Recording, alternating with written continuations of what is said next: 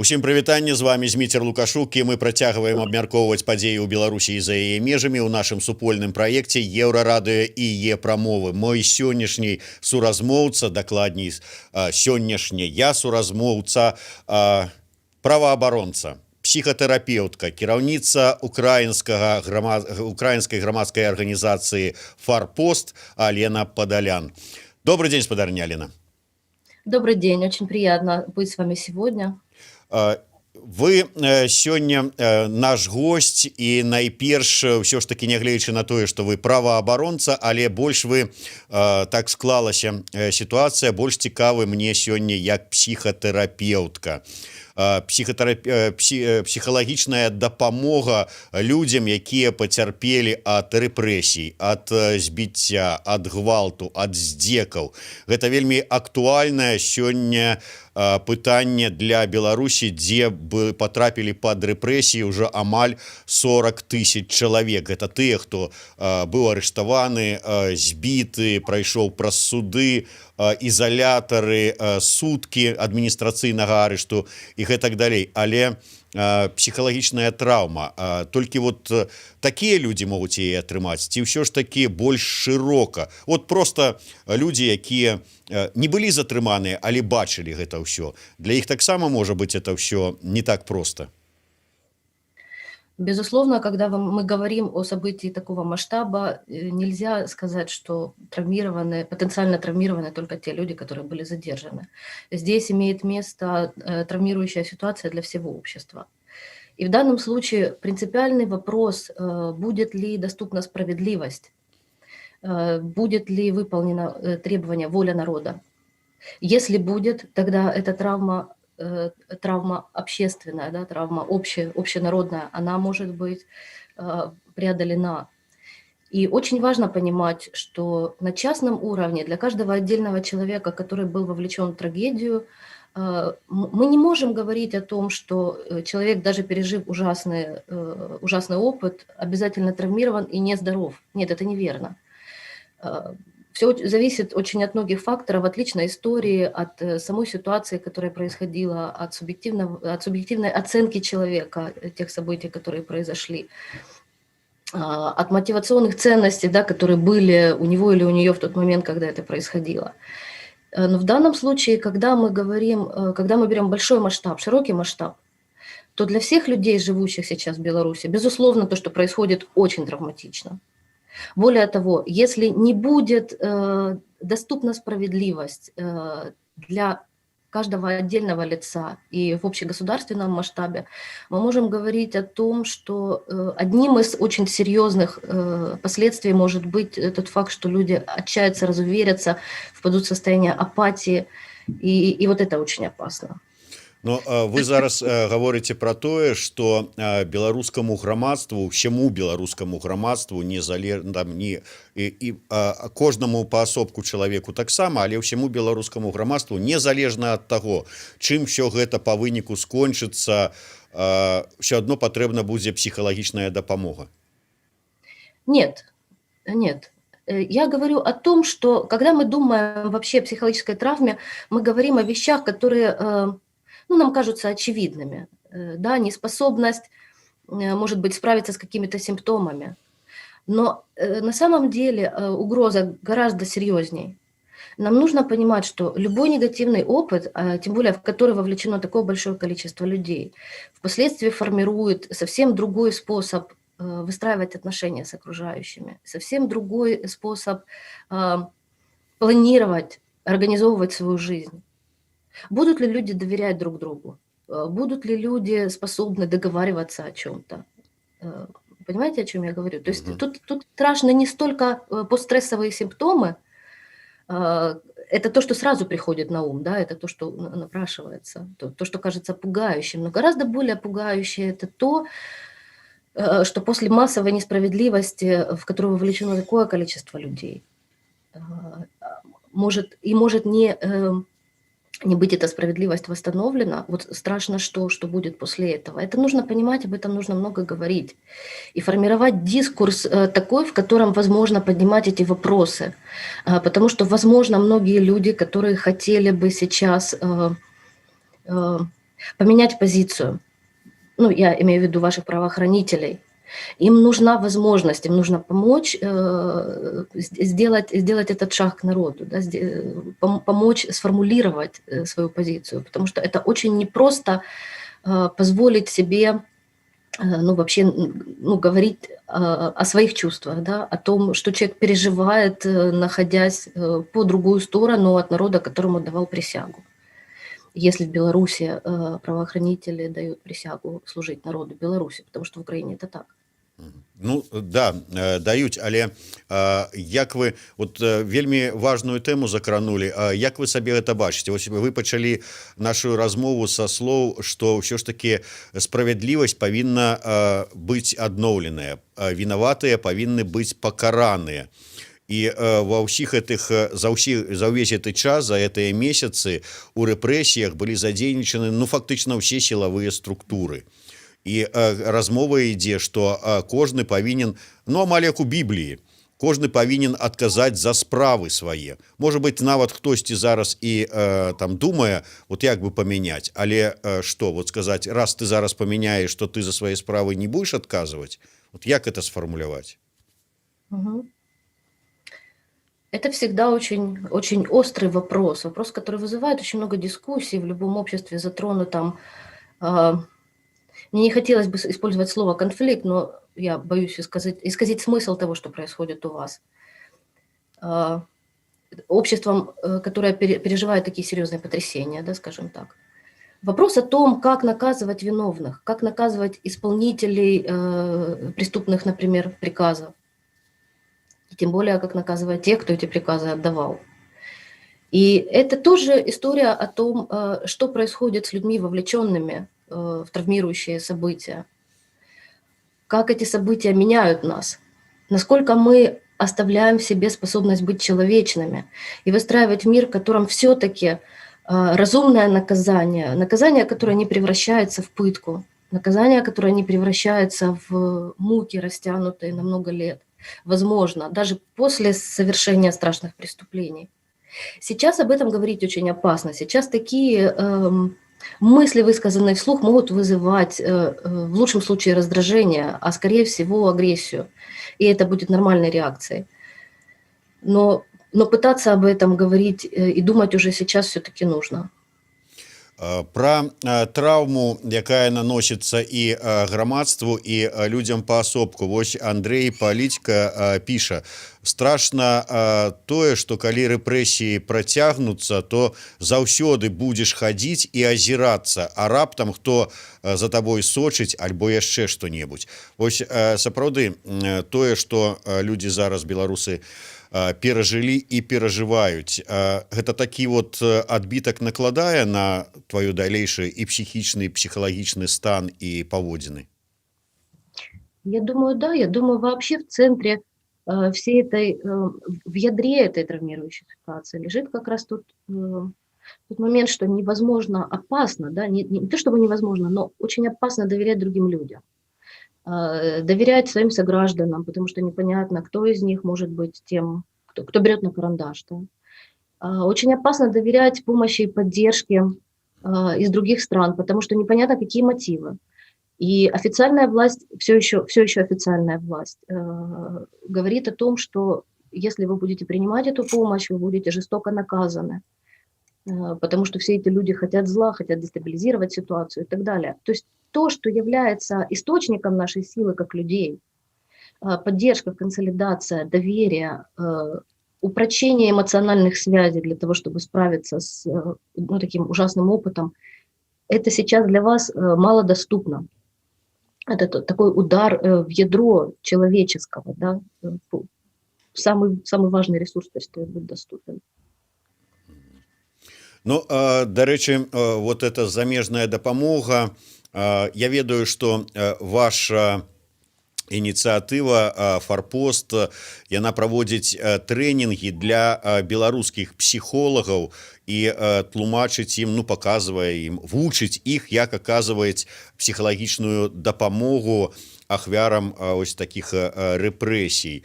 Ці адгукаюцца беларускія спецыялісты, ці сапраўды набіраюцца групы? Да, людей, которые, специалистов в Беларуси, профессионалов, которые работают с пострадавшими, очень много. И, кстати, украинских, простите, коллег, которые предоставляют обучение, предоставляют коллегиальную поддержку, здесь в Украине тоже достаточно много. Не только наша организация, мы одни из многих-многих. Скажите, а вот беларускія спецыялісты, псіхолагі, якія да вас звяртаюцца, з якімі вы там супрацоўнічаеце, на што яны найперш звяртаюць увагу, на што яны скардзяцца? Я што маю на ўвазе, што просто я не адзін раз чуў, што людзі, якія прайшлі праз вот усё гэтае, там збіццё, здзекі, пагрозы, яны закрываюцца ў сабе, не асабліва ахвотна ідуць на вот, каб раскрыцца і расказаць спецыялісту пра тое, што яны перажылі. Это сапраўды праблема? Конечно, потому что люди испытывают такие же опасения, как и специалисты. Неизвестно, кому можно доверять, кому нет. Но я скажу, что есть способы, как можно это доверие все-таки укреплять, да, как можно проверять, является ли человек действительно пострадавшим, или он опасен в том смысле, что он там передаст информацию кому-то. То есть на самом деле, когда есть готовность действовать по-человечески, да, и когда не только страх руководит нами в этой ситуации, то есть можно и получить помощь, и можно эффективно работать. Обычно люди, которые пережили пытки, или очень закрыты, или очень раскрыты, да, или очень много рассказывают про свой опыт. В белорусской ситуации, конечно, это первый вариант. То есть люди стараются меньше об этом говорить, меньше подвергать себя повторным переживаниям, тем более, если речь идет о документировании полученных травм физических или психологических. Однако у вас очень сознательные граждане, очень понимающие и думающие не только о том, что это сложно, но и о том, как важно сейчас документировать все преступления, которые совершаются против людей в Беларуси. Все равно ответственность виновные понесут. Но тем быстрее и тем гарантированнее будет все-таки наступление этой ответственности для них, чем больше будет задокументировано преступлений в отношении граждан. Да, люди с большим трудом, насколько я знаю, подвергают себя необходимости повторно пересказывать все ужасы, произошедшие с ними. Но тем не менее, специалисты очень много документируют, и я думаю, что этот процесс уже не остановить. Более того, есть инструменты самодокументирования, когда человек может задокументировать себя самостоятельно без помощи правозащитников. И несмотря на то, что в случае Беларуси сейчас сложно получить результат быстро, поскольку только международная юрисдикция сейчас действует. То есть Беларусь не признает решение Европейского суда по правам человека. Однако, учитывая, что процедура там не быстрая, все доказательства собираются, обрабатываются, направляются туда, в любом случае результат будет. И об этом также важно говорить. Пусть и не быстрый. Но и изменения, которые инициировали граждане, это тоже изменения не быстрые. Да? Это жизнь, которая складывалась на протяжении многих лет и, наверное, не может так быстро поменяться, к сожалению. Вы зараз як праваабаронца падышлі да гэтага пытання, і з вами я згодны, што сапраўды важна дакументаваць усе падзеі у любым выпадку, але вот як ўсё ж таки я не ведаю, з такого больш псіхалагічнага пункту гледжання. Калі вот чалавек прайшоў усё гэта, адчуваецца, што яму нанесена нейкая псіхалагічная траўма, калі ён не звернецца па дапамогу да спецыяліста, калі ён усё гэта будзе насіць у сабе, якія пагрозы гэта нясе? Вы знаете, я все-таки уточню, что это ситуация, в которой психологическая встречается с правовым. И они здесь не то что не противоречат друг другу, они наоборот друг друга укрепляют и поддерживают. Потому что для людей, которые пережили пытки, принципиально важно достижение справедливости хотя бы в отдаленной перспективе временной. Это и есть один из факторов, который приводит в результате к восстановлению. Более того, общество, в котором справедливость доступна, я сейчас говорю как психотерапевт, общество, в котором справедливость доступна, это общество, которое поддерживает людей, переживших пытки. А для такого опыта поддержка общества – это принципиальный момент, который позволяет восстановиться. И здесь, когда мы говорим о том, обращаются люди или не обращаются, как часто они обращаются, то очень важно, что в принципе есть предложение о помощи, есть профессионалы, которые готовы оказывать первую психологическую помощь.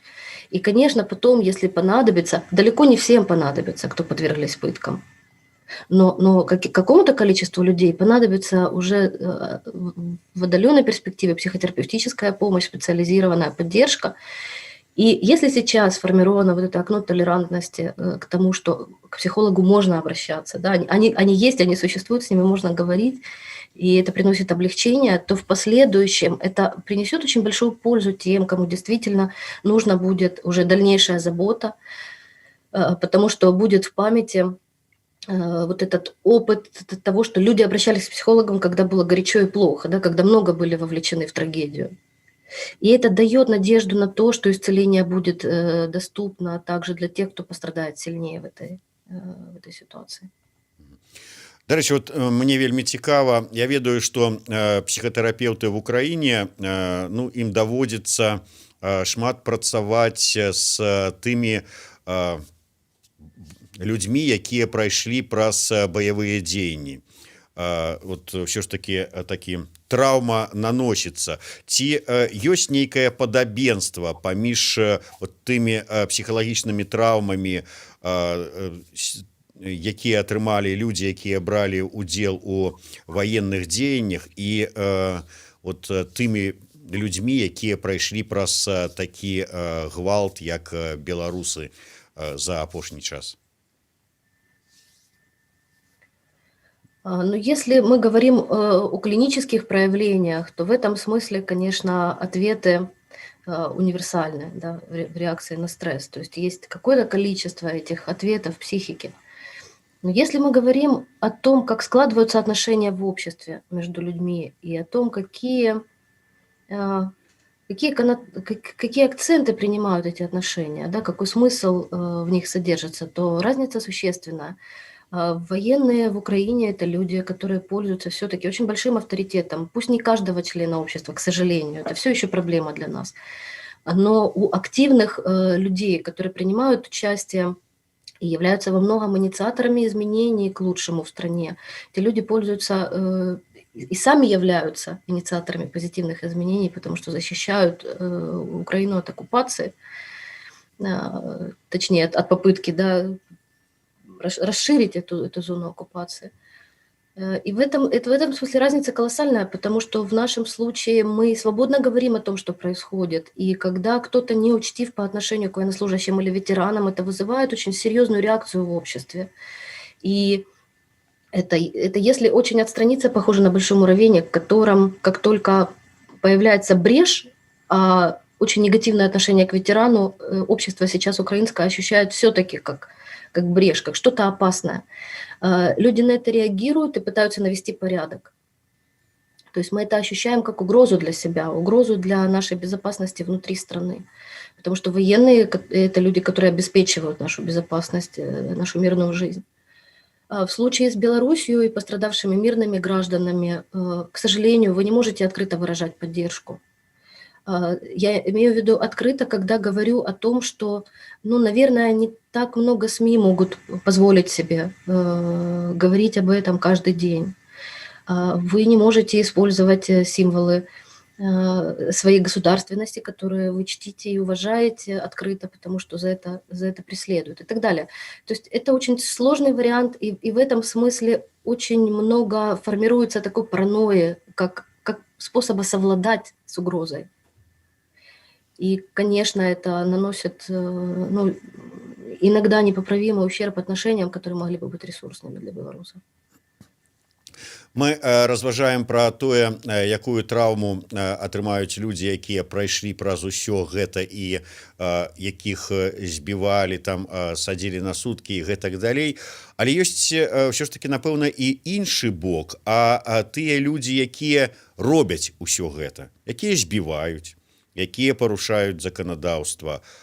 Для іх усё гэта можа стацца нейкай псіхалагічнай траўмай. Ім патрэбна будзе нейкая псіхалагічная дапамога. Мгм. Это очень вдохновляющий вопрос. Тот факт, что вы вообще его задаете сейчас, при первой нашей беседе, и так скоро, это дает ощущение того, что дискуссия, диалог в белорусском обществе, они не просто возможны, а они возможны вот уже прямо сейчас. Вообще известно давно, что абсолютно законопослушные, хорошие люди могут совершать ужасные вещи, попадая в определенные обстоятельства. Обстоятельства, в которых, например, роль давлеет над ними. В обстоятельствах, когда, например, приказ отдает уполномоченное лицо. И в обстоятельствах, когда существуют формальные предписанные рамки, которые дают ощущение того, что человек все делает правильно. Может быть, неправильные вещи, но оправдываемые какой-то важной целью, да, когда якобы цель оправдывает средства. Хотя мы знаем, что цель никогда не оправдывает средства. Это очень опасная философия. Но тем не менее, всем известный, уже широко известный, получивший широкое распространение тюремный, так называемый тюремный эксперимент, в котором принимали участие, который проводили в Штатах, в котором принимали участие обычные студенты, люди, которые никогда не привлекались, и, по-моему, даже там, у них не было много штрафов, то есть они были законопослушные граждане, случайным образом были поделены на тюремщиков и заключенных, уже в первые сутки стали вести себя так, будто они действительно заключенные и тюремщики. Это то, о чем я говорила, роль давлеет. Да, мы вовлекаемся в некую структуру, которая задана извне. Но когда это наваждение проходит, конечно, воспоминание о том, что делал человек, может вызвать очень серьезные эмоциональные сложности. И здесь очень важно, какая разработана будет политика возвращения в социум тех людей, которые выполняли преступные приказы. Какова будет программа их адаптации или перевоспитания, или какая будет система наказаний. И, как я уже говорила раньше, чтобы эта система не превращалась сама по себе в пытки. Да? Потому что то, что кажется справедливым в пылу очень серьезной трагедии, может не быть таковым, не являться таковым, когда уже битва отшумела. Потому что, причиняя кому-то боль, мы в любом случае травмируемся сами. По статистике на Земле не так много психопатов, людей, рожденных психопатами, да, или ставшими в процессе жизни. Но даже если это 5% людей, это все равно очень малое количество от людей психически здоровых, которые способны испытывать очень серьезные эмоциональные страдания от того, что другим плохо. Даже пусть в эту секунду, когда они причиняют боль, они находятся в защитной оболочке своих служебных предписаний, это не значит, что эта оболочка неуязвима, что она будет вечно с ними. Дарэчы, ёсць яшчэ у гэтай тэмы, якую мы з вами абмяркоўваем, і трэці бок. От пра яго нагадала мне зараз наша глядачка Татьяна Егорова. Она пишет, цитую на мове оригинала: «Огромное спасибо за ваш труд и вашу поддержку. Это невозможно переоценить. Меня все время терзает чувство вины перед теми, кого пытали при мне, это были мужчины, и за то, что меня и еще одну женщину с контузией отпустили из РУВД, в отличие от всех остальных, которых увезли в Жодино». Это Жодинская тюрьма. «Я уверен, что сейчас таких, как я, с этим чувством вины половина жителей нашей страны. Что бы вы могли посоветовать всем нам?» Я прежде хочу сказать, что когда мы из Украины смотрим на то, что происходит в Беларуси, я лично, и я думаю, что очень многие мои коллеги, испытываем что-то похожее. Потому что смотреть, как пытают, это первый, пожалуй, вопрос, да, который вы задавали сегодня. Смотреть, как пытают, это тоже подвергаться пыткам. Это очень сложно не пытаться, нам здесь, не пытаться как-то изменить ситуацию к лучшему. И когда вы говорите о том, что, вспоминая, вы сейчас испытываете чувство вины от того, что их оставили пытать, а вас отпустили, это иррациональное чувство, но очень сильное, тем не менее. Как его можно преодолеть? Говорить об этом.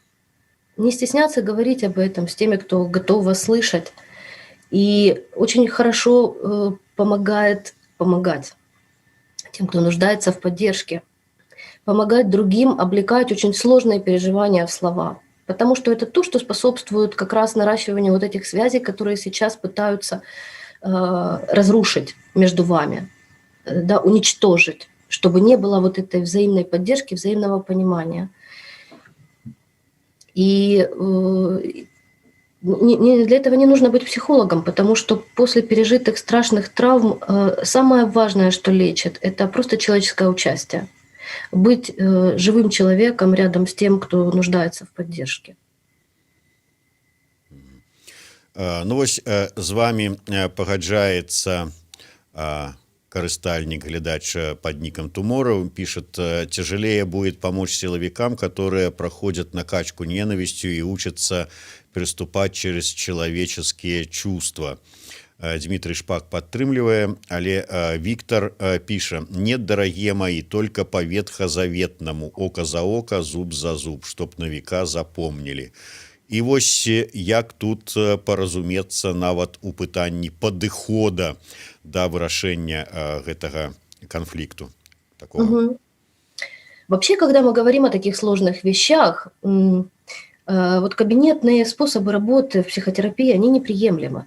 И очень хорошо и полезно говорить о том, что, например, чувствую я, когда я такое слышу.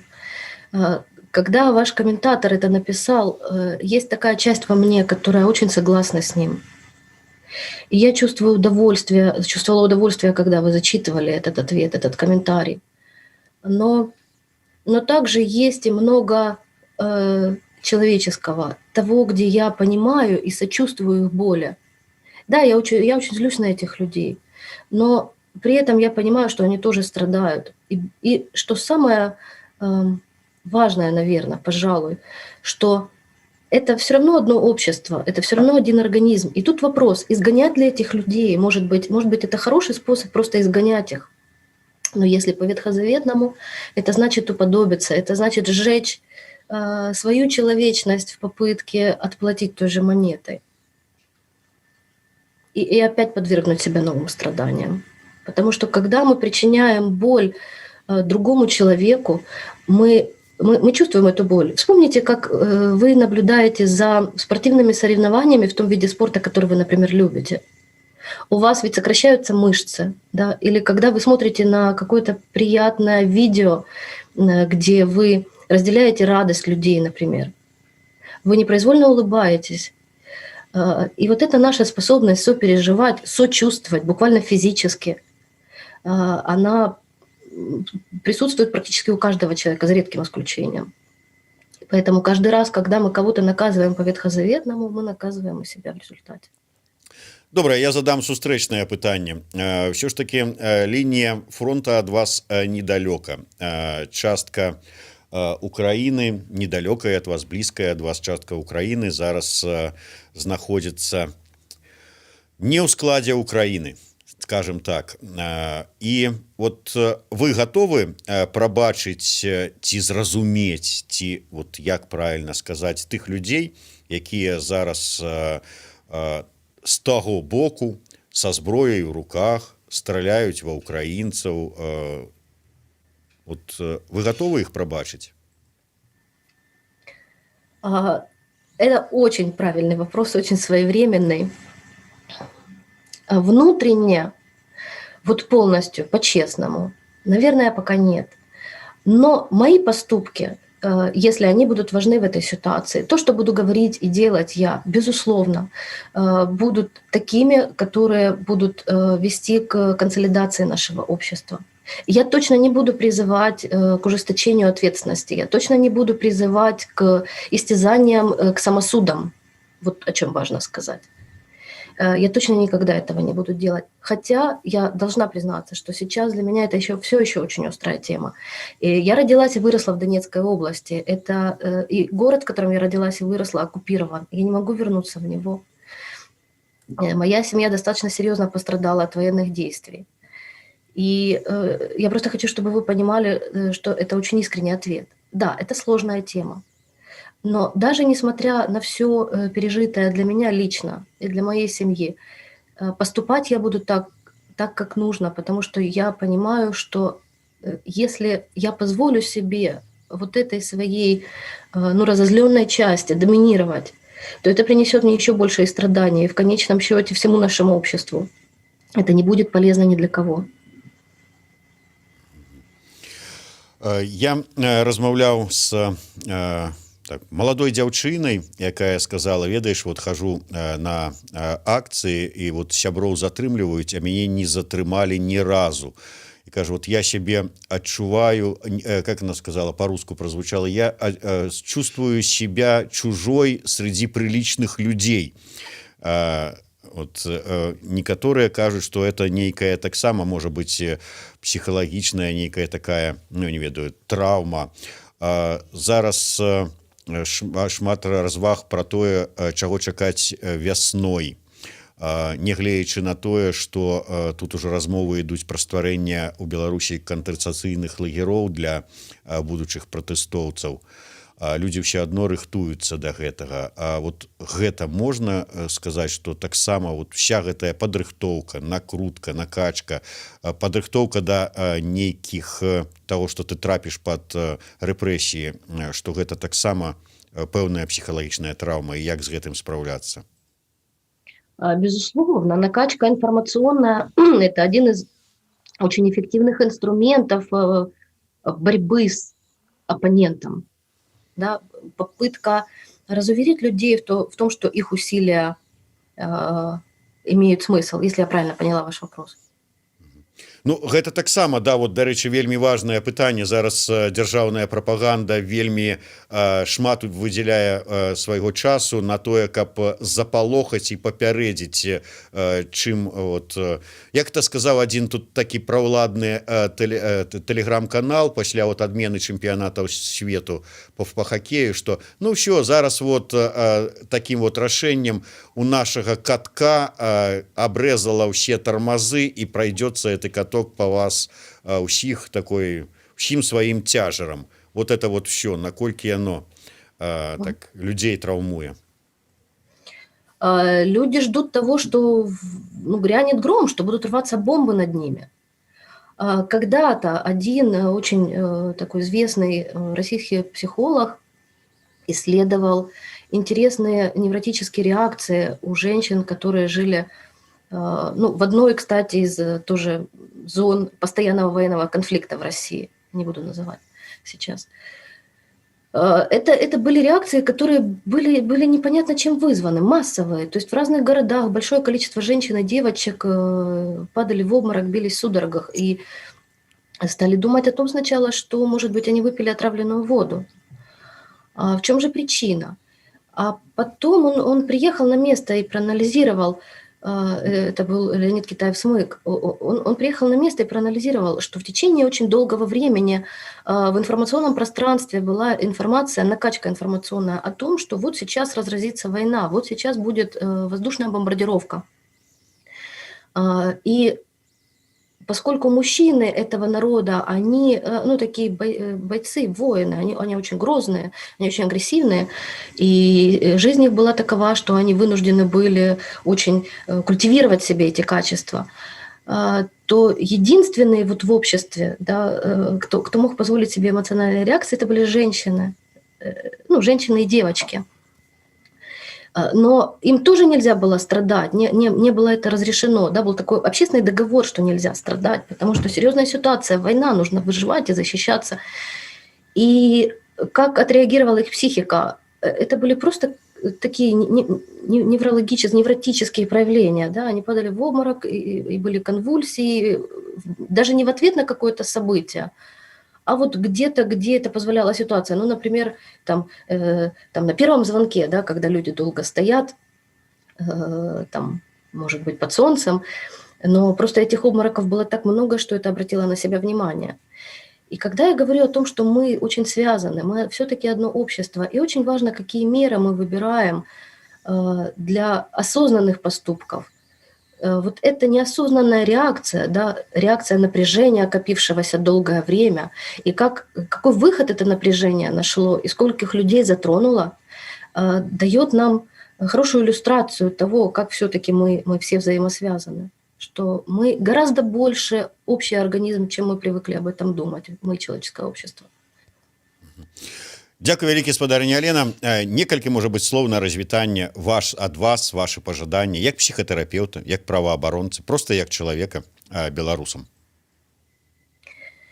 Я думаю, что сейчас очень много зависит от нас, от тех, кто со стороны, кто во внешнем круге.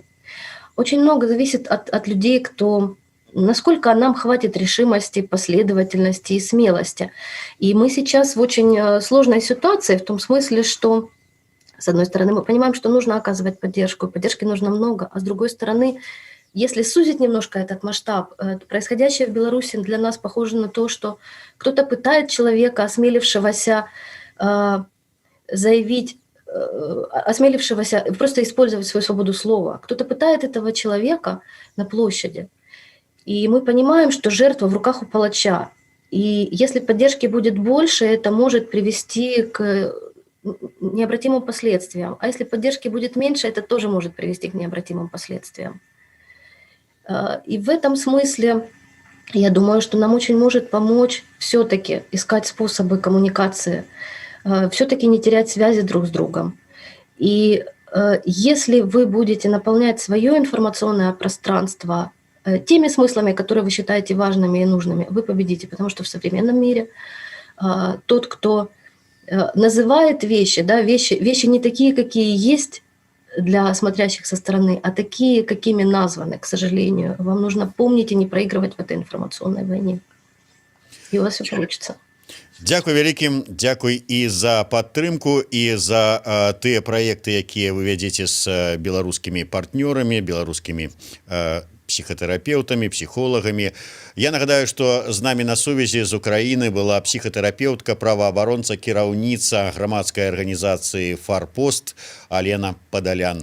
Зміцер Лукашук працаваў для вас у сумесным праекце Еўрарадыё і Е-прамовы. Слухайце і глядзіце нас.